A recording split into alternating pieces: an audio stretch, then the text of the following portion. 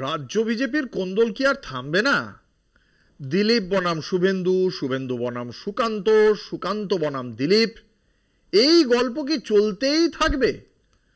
গতকাল দীঘায় জগন্নাথ মন্দির উদ্বোধনী অনুষ্ঠানে মুখ্যমন্ত্রী মমতা বন্দ্যোপাধ্যায়ের পাশে সস্ত্রীক দিলীপ ঘোষকে দেখা যাওয়ার পর রাজ্য বিজেপির ঘরোয়া কোন্দল আরও একবার খুলেআম সামনে চলে এলো।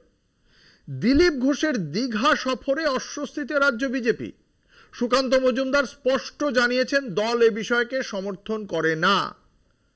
দিলীপকে যেভাবে তৃণমূল কর্মীরা স্বাগত জানাচ্ছেন তাতে চিন্তা বাড়ছে রাজ্য বিজেপির। কারণ যদি দিলীপ ঘোষ দল ছেড়ে দেন তাহলে অনেক সমর্থকও তার সঙ্গে চলে যেতে পারেন। এর মধ্যে আছেন জেলা ও মণ্ডল স্তরের নেতারাও। তথাগত রায়, স্বপন দাশগুপ্ত সহ ছোট বড় নেতারাও সোশ্যাল মিডিয়ায় দিলীপের বিরুদ্ধে পোস্ট করছেন। উল্টো দিকে রাজ্য বিজেপির একাংশকেই কড়া আক্রমণ করেছেন দিলীপ ঘোষ। তবে বিজেপি এ নিয়ে এখনই কোনো সিদ্ধান্ত নিতে চাইছে না। তবে কি যত গর্জন তত বর্ষণ হবে না? রাজ্য বিজেপিতে তো তাই হয় বারবার।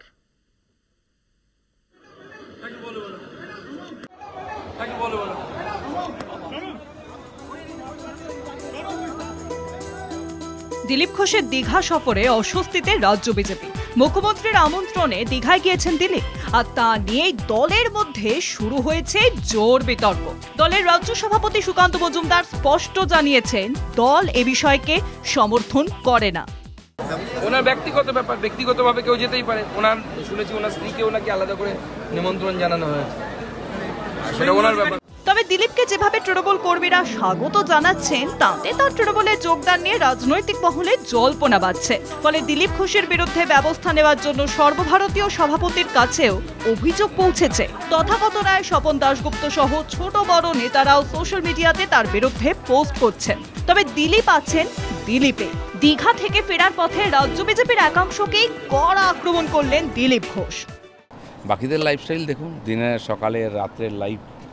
যারা আমাকে সার্টিফিকেট দিচ্ছে তারা সমাজের জন্য কি করেছে? পায়খানা পেচ্ছাপ ছাড়া কোনো ত্যাগ করেনি জীবনে, তারা হয়ে গেলে ত্যাগী।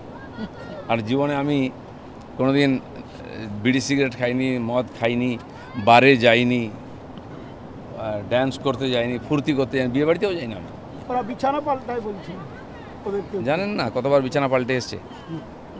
তারা আমার চরিত্রের দোষ ধরছে।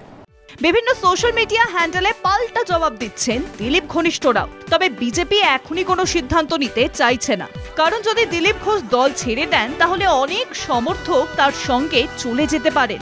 এর মধ্যে আছেন জেলা ও মণ্ডল স্তরের নেতারাও। বিধানসভা ভোটের আগে দল এই ঝুঁকি নিতে চাইছে না। শোনা যাচ্ছে মুখ্যমন্ত্রী দিলীপ ঘোষের স্ত্রীকে কোনো পদও দিতে পারে।